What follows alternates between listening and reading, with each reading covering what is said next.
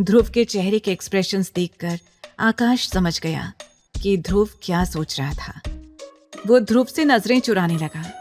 तभी दादाजी उन्हें डांटते हुए बोले, तुम सब अपनी फालतू की बकवास बंद करो। मैंने कह दिया ना कि आज कोई कहीं नहीं जाएगा, मतलब कहीं नहीं जाएगा। सब फटाफट से तैयार हो जाओ और फिर मंदिर के बाद हम सब शॉपिंग पर भी चलेंगे।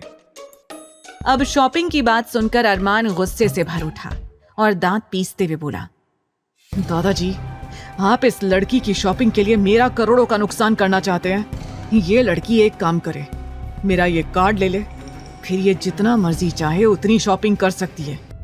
अरमान की बात सुनकर वहां सन्नाटा सा छा गया। सब ऐसे चुप हो गए जैसे उन्हें सांप सूंघ गया हो। तभी उन्हें किसी की सिसकियों की आवाज सुनाई देने लगी। सबने उस तरफ देखा जहां आस्था खड़ी थी। अरमान की बातें आस्था को इतनी बुरी लगी कि उसकी आंखों से आंसू निकलने लगे। वो सबके सामने अपने आंसू नहीं दिखाना चाहती थी, इसलिए रोती हुई सीढ़ियों की तरफ बढ़ गई। ये नजारा देखकर दादाजी ने गुस्से में कहा, अरमान, क्या तेरा दिमाग खराब हो गया है? क्या जरूरत थी बहू के बारे में इस तरह की बकवास बातें बोलने की? अरे तू अपने आप को बड़ा होशियार समझता है ना, लेकिन पूरे जीते जागते इंसान को देखने के बाद भी तुझे सही और गलत इंसान में फर्क नहीं पता चल रहा। तुझे ये समझ नहीं आ रहा है कि आस्था एक साफ दिल की और मासूम लड़की है। दादाजी ने गुस्से में आगे कहा, खबरदार, आज के बाद अगर तेरी वजह से उसकी आंखों में एक भी आंसू आया तो मुझसे बुरा कोई नहीं होगा। बाकी चारों को भी आस्था के लिए बुरा लग रहा था, लेकिन वो अरमान को कुछ नहीं कह सकते थे।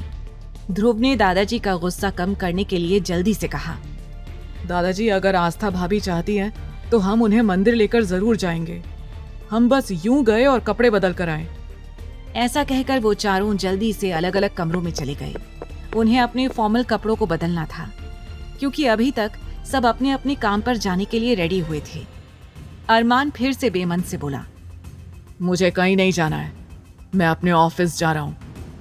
दादाजी गुस्से से धमकी देते हुए बोले, सोच ले अरमान, अगर तूने आज मेरी बात नहीं मानी तो मैं तुझसे कभी बात नहीं करूंगा।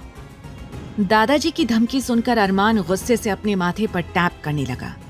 वो अपना गुस्सा कंट्रोल करने की कोशिश कर रहा था। फिर बिना कुछ बोले इमोशनलेस चेहरे के साथ वो सोफे पर बैठ गया। अरमान के इस तरह बैठने के अंदाज को देखकर दादाजी मुस्कुराते हुए सोचने लगे, बेटा, मैं भी तेरे बाप का बाप हूँ। मैं अच्छी तरह से जानता हूँ कि तुझे कैसे कंट्रोल करना है। ये सोचते हुए दादाजी भी अपने कपड़े चेंज करने के लिए चले गए। इधर ना चाहते हुए भी आस्था को इस समय बहुत रोना आ रहा था।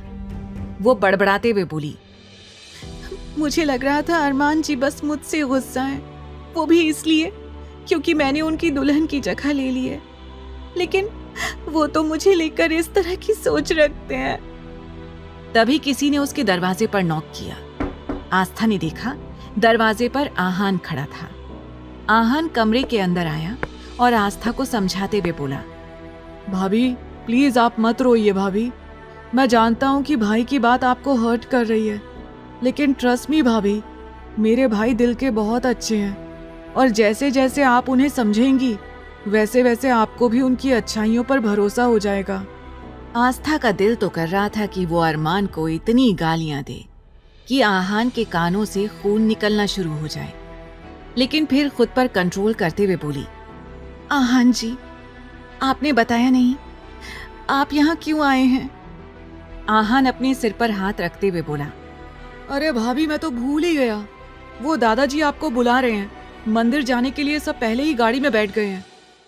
आहान की मासूमियत को देखकर आस्था के होंठों पर हल्की सी मुस्कुराहट आ गई, वरना उसने तो समझ लिया था कि अरमान के इनकार के बाद शायद कोई भी मंदिर नहीं जाएगा।